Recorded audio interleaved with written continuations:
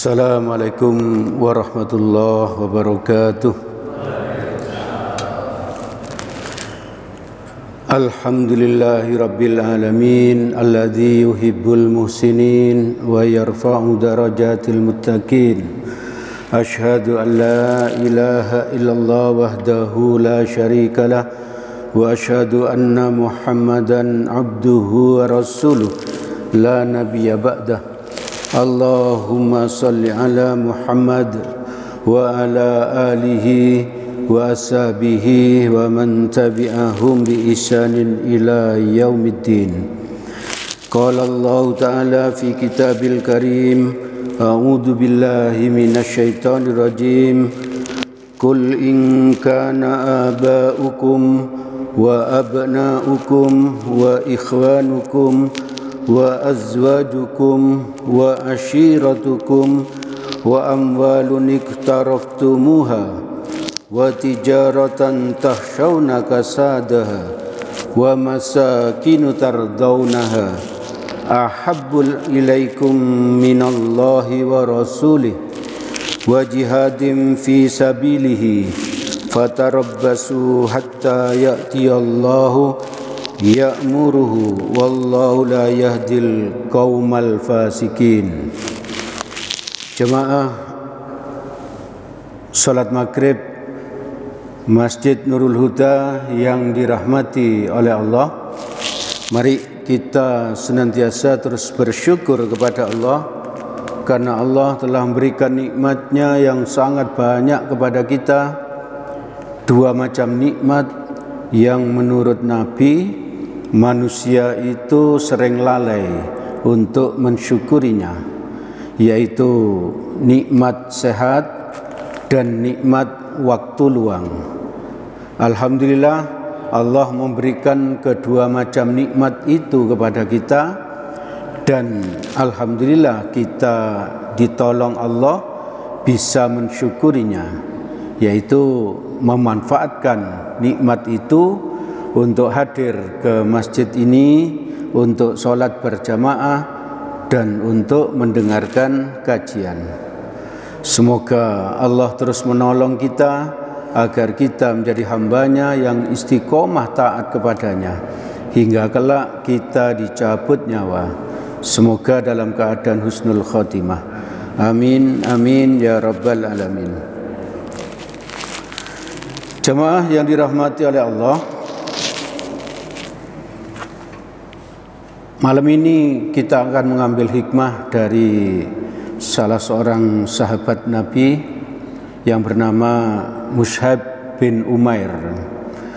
Mus'ab ini seorang pemuda yang tampan, anaknya orang kaya, penampilannya perlenting, jadi pakaiannya itu mewah. Kalau dia datang itu banyak gadis-gadis Mekah waktu itu yang terpesona kepada dia. Baunya harum, baunya harum.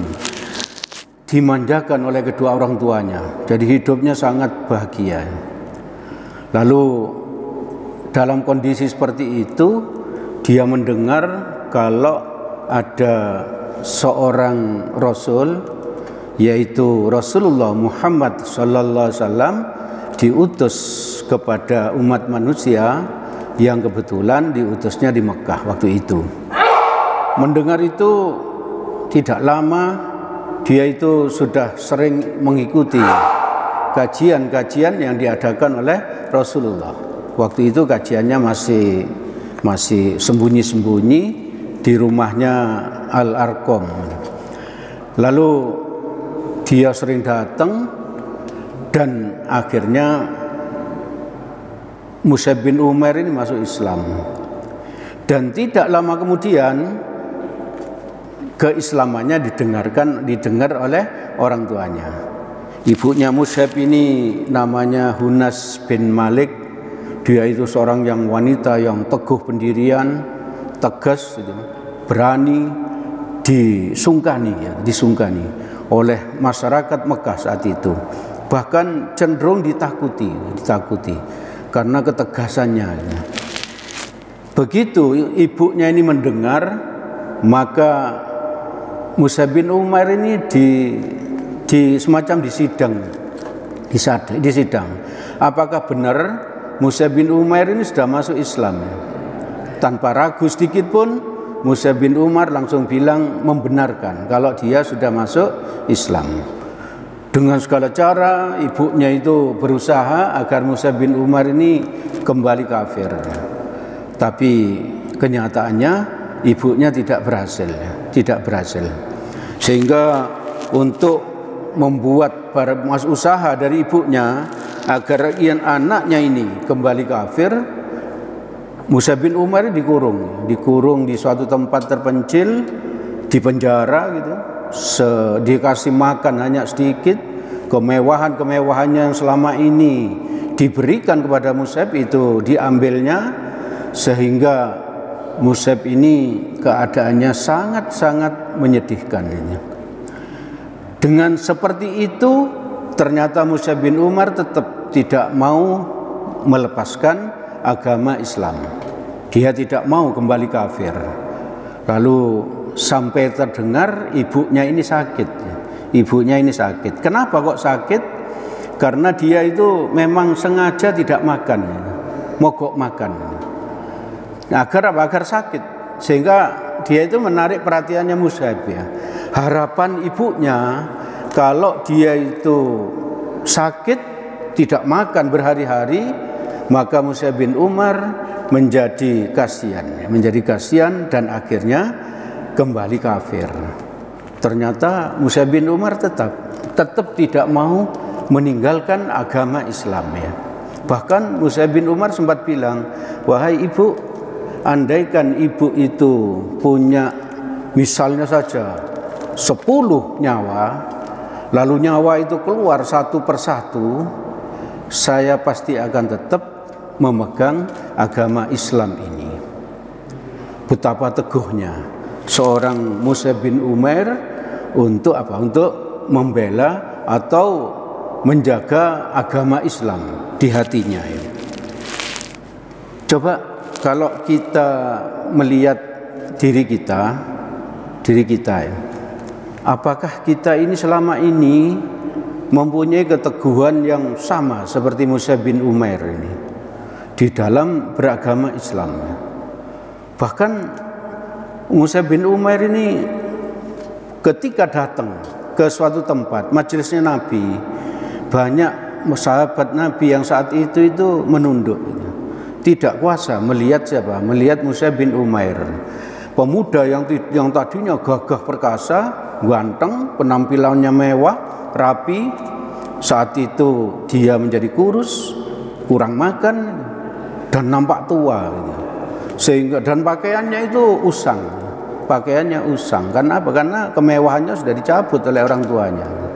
Jadi banyak sahabat yang tidak kuasa untuk melihat Mus'ab bin Umair. Banyak yang menangis ya, karena tidak tega. Tapi Nabi melihat Mus'ab bin Umair berpenampilan seperti itu, Nabi tersenyum. Bukan tega karena apa? Melihat penampilan yang seperti itu, tapi Nabi bangga atas apa? Atas pendirian dari Mus'ab bin Umair yang sangat teguh memegang agama Islam di hatinya. Maka Nabi bersabda saat itu, "Dahulu aku lihat penampilan Mus'ab bin Umair ini sangat-sangat mewah, tapi sekarang semua itu ditinggalkannya karena apa? Karena dia mencintai Allah dan Rasul-Nya. Tidak mau melepaskan agama Islam demi kemewahan-kemewahan yang telah diberikan oleh ibunya." Ibu bapak, saudara-saudara yang dirahmati oleh Allah, kembali mari kita evaluasi diri kita sendiri. Kenapa kok kita mengevaluasi momentum kita tahun baru Hijriah ini? Mari kita evaluasi ya. Ada hadis memang dhaif, tapi tidak masalah kita pakai untuk memotivasi bahwa kalau hari ini lebih baik dari kemarin, berarti kita ini beruntung. Dan kalau hari ini sama dengan kemarin, berarti kita ini rugi. Dan kalau hari ini lebih jelek dari kemarin, berarti kita ini celaka. Maka ibu bapak, saudara-saudara yang dirahmati oleh Allah, mari kita terus evaluasi ya. Tahun baru Hijriah ini hanya kita jadikan momentum ya. Momentum saja. Bukan berarti apa setiap tahun baru kita evaluasi, tidak seperti itu. Tapi kalau di Islam itu evaluasinya setiap saat kita evaluasi diri sendiri, bukan mengevaluasi orang lain. Mari kita bandingkan diri kita dengan mushaf tadi itu, apakah kita ini bisa melakukan sesuatu seperti mushaf itu tadi? Apakah kita lebih mencintai Allah dan Rasul dibandingkan keluarga kita? Kepada orang tua, kepada anak, kepada istri atau suami, atau kepada cucu dan lain sebagainya. Coba, apakah kita ini lebih mencintai Allah dan Rasul dibandingkan keluarga? Mari kita bertanya pada diri sendiri ya, Lalu apakah kita ini lebih mencintai Allah dan Rasul dibandingkan harta?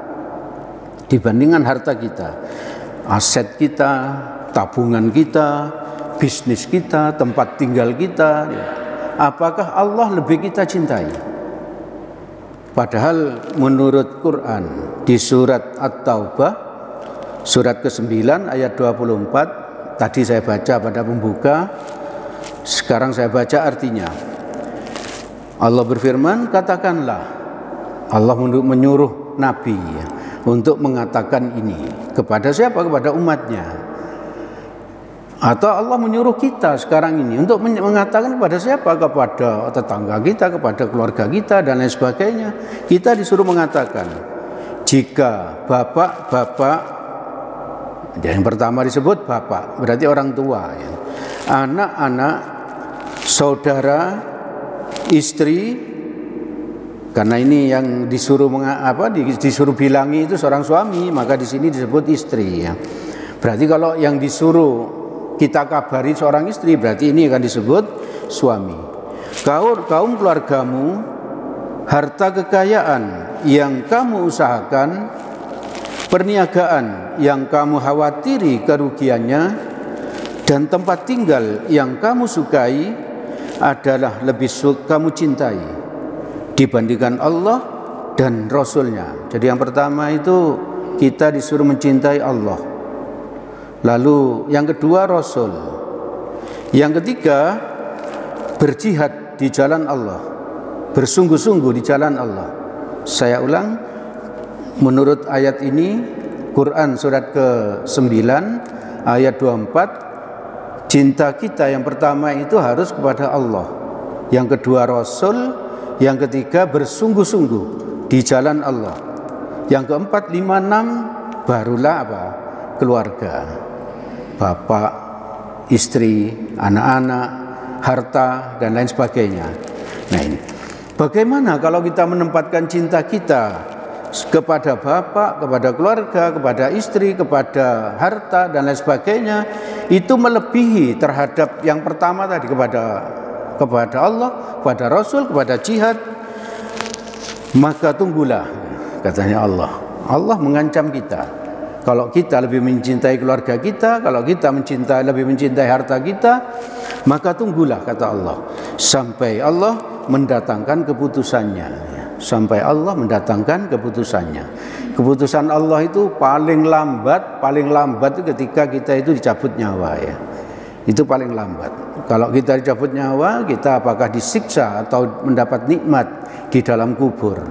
Apakah kita itu mendapatkan perlindungan Allah atau tidak di padang mahsyar? Apakah kita itu akan masuk surga atau masuk neraka? Itu paling lambat ya. Bisa saja keputusan Allah itu datangnya di dunia ya, bisa saja. Itu terserah Allah, karena Allah yang Maha Kuasa ya. Kalau di dunia itu berupa apa? Berupa penyakit, berupa rumah yang kebakaran misalnya. Dan apa saja kecelakaan-kecelakaan yang menyebabkan kita harus mengeluarkan harta kita dan lain sebagainya. Jadi itu bisa seperti itu, paling lambat ketika kita dicabut nyawa. Lalu lanjutan ayat ini, dan Allah tidak memberi petunjuk kepada orang-orang yang fasik.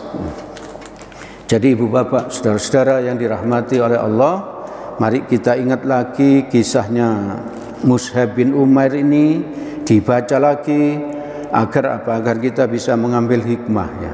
Apakah kita ini selama ini lebih mencintai Allah dan Rasulnya seperti yang dilakukan Mus'ab tadi itu?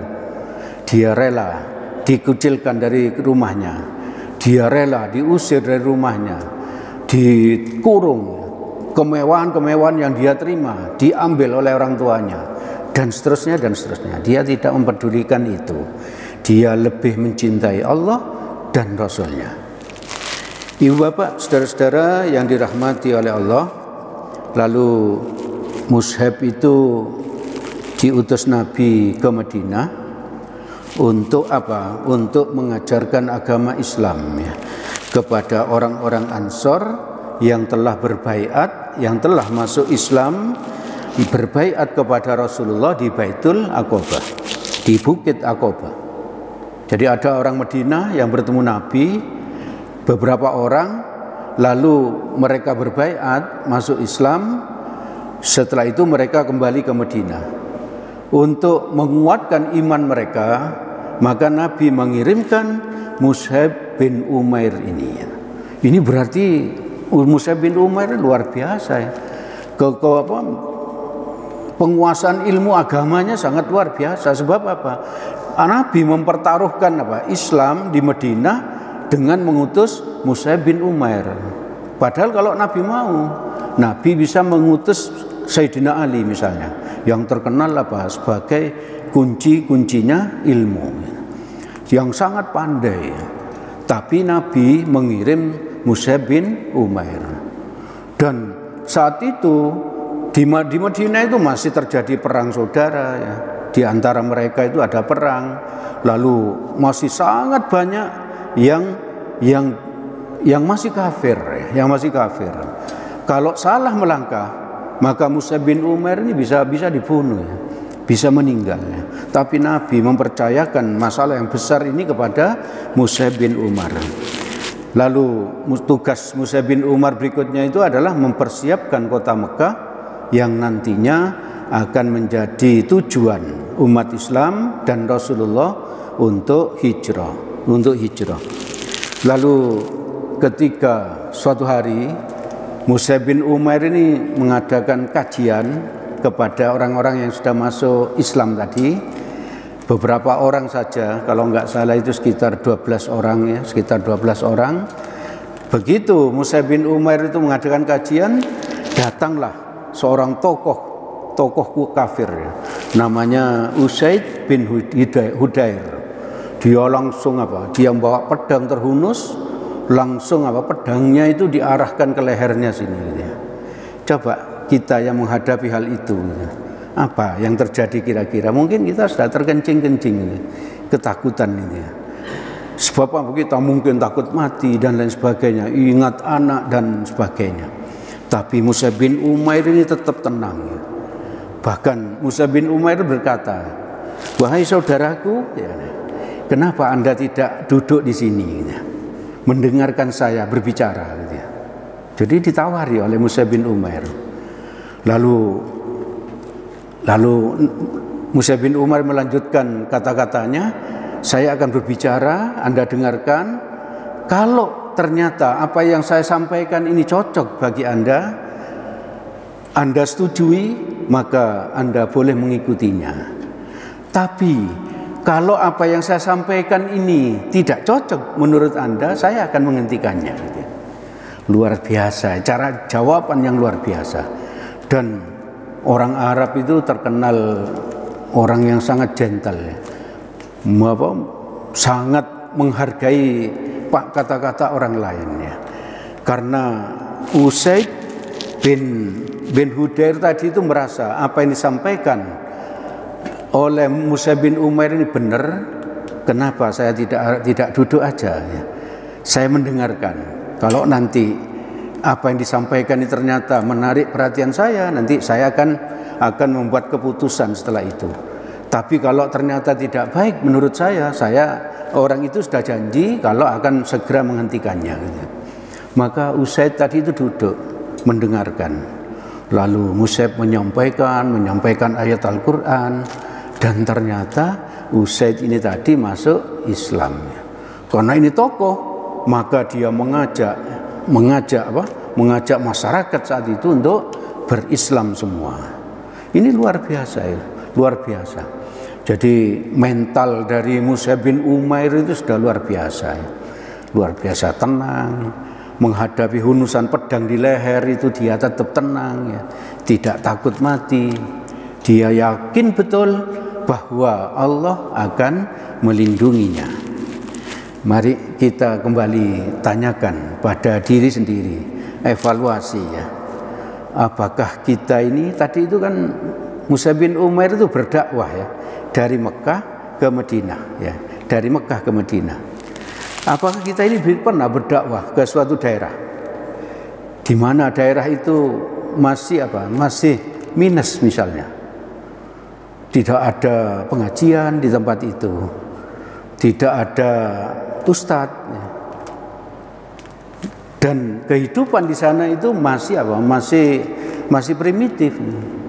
Apakah kita pernah datang ke sana untuk mendakwai mereka, memberitahu mereka tentang Islam gitu? Kalau dakwah di masjid ini kan enak ya, orangnya datang ya, niat mau ngaji gitu ya. Coba kita datang ke Papua sana misalnya, mungkin kita masih mau ngomong sudah dibunuh gitu ya, sudah dibunuh. Nah, kalau di sini enak ya. Ini enak ya. Coba kita evaluasi, apakah kita pernah melakukan seperti itu, atau lebih ringan, yang lebih ringan.